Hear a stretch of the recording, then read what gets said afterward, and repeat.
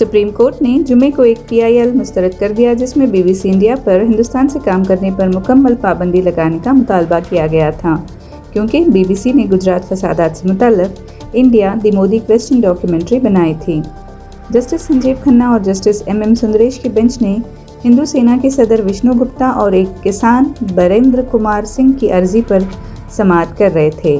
Bench نے کہا کہ ریٹ پٹیشن مکمل طور پر غلط تصور کی گئی ہے اور اس کا کوئی میرٹ نہیں ہے، لہٰذا اسے خارج کر دیا گیا۔